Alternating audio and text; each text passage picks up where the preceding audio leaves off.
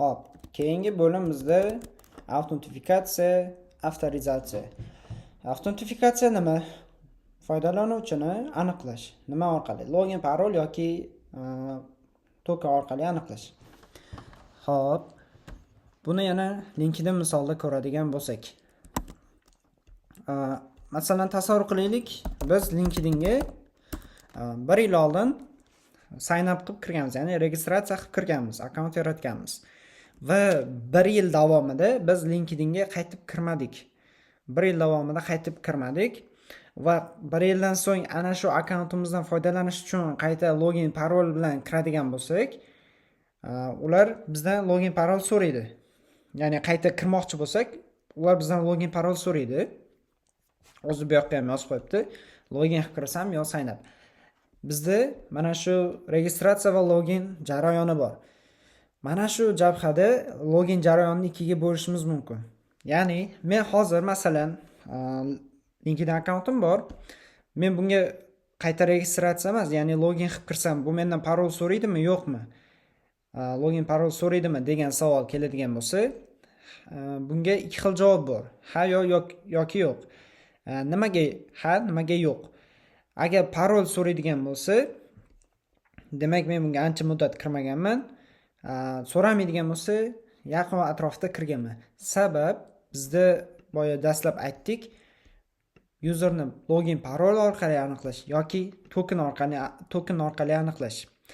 Token orqali aniqlash qanday bo'ladi va uni ishlash prinsipini ko'rib chiqadigan bo'lsak. Masalan, tasavvur qilaylik, men o'zi postmanga tayyorlab olganman. O'zim uchun registratsiya LinkedIn deb yozib ham qo'yibman.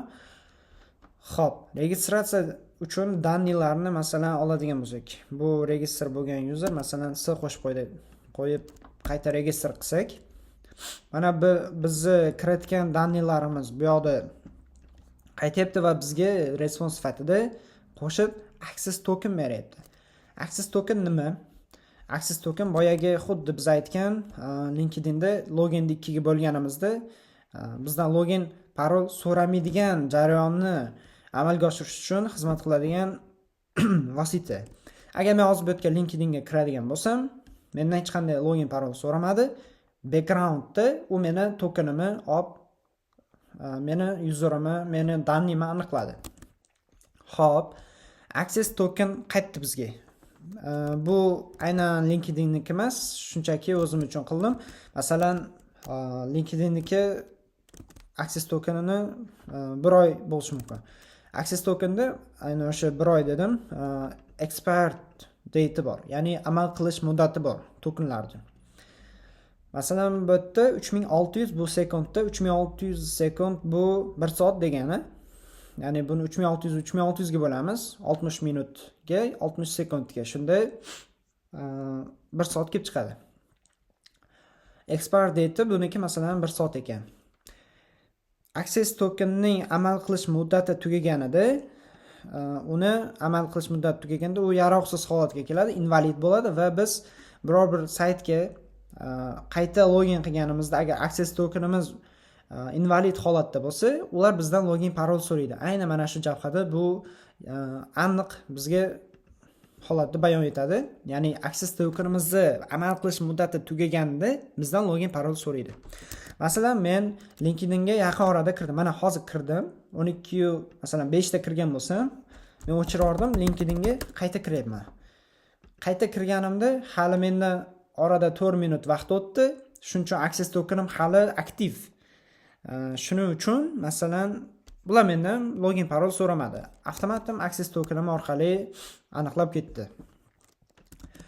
Access token ishlash qanday bo'ladi? Ishlashi yaroqlilik muddati orqali access tokenlar yuradi.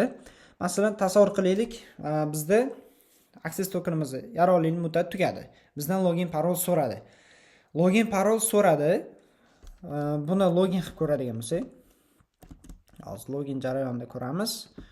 Masalan, mana shu userni login, paroli registratsiya tak.